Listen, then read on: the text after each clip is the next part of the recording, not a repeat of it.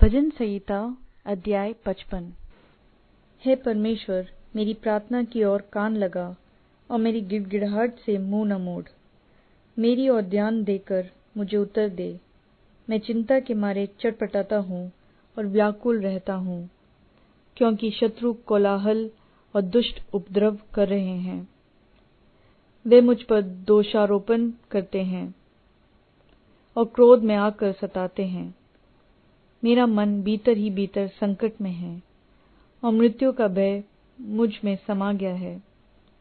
भय और कंपकपी ने मुझे पकड़ लिया है और भय के कारण मेरे रोए रोए खड़े हो गए हैं। तब मैंने कहा, भला होता कि मेरे कबूतर के से पंख होते तो मैं उड़ जाता और विश्राम पाता।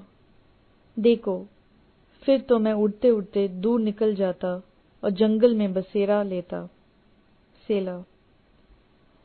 मैं प्रचंड ब्यार और आंधी के झोंकों से बचकर किसी शरण स्थान में भाग जाता।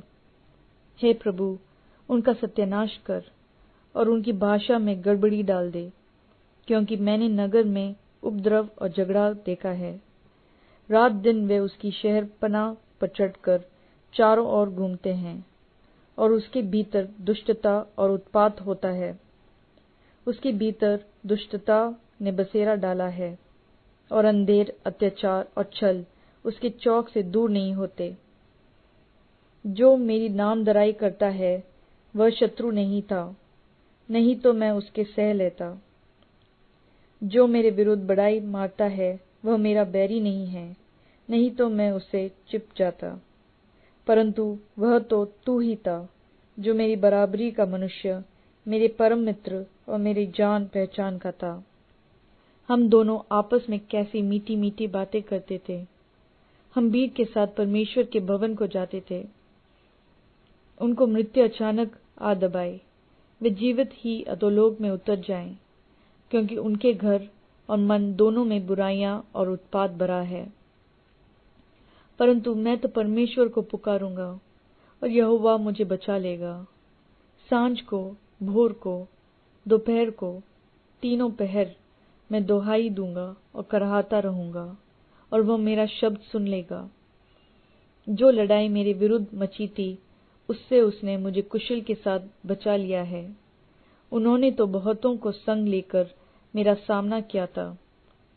परमेश्वर जो आदि से विराजमान है, यह सुनकर उनको उत्तर देगा। सेला। ये वे हैं जिनमें कोई परिवर्तन नहीं और उनमें परमेश्वर का भय है ही नहीं। उसने अपने मेल रखने वालों पर भी हाथ छोड़ा है। उसने अपनी वाचा को तोड़ दिया है। उसके मुंह की बातें तो मक्खन सी चिकनी थी, परंतु उसके मन में लड़ाई की बातें थी। उसके वचन तेल से अधिक नरम तो थे, परंतु नंगी तलवारें थी। अपना बोझ यहोवा पर डाल दे, वह तुझे संभालेगा। वह धर्मी को कभी टलने न देगा। परंतु हे परमेश्वर, तू उन लोगों को विनाश के गड्ढे में गिरा देगा। हत्यारे और छली मनुष्य अपनी आधी आयु तक भी जीवित न रहेंगे, परंतु मैं तुझ पर भरोसा रखे रहूंगा।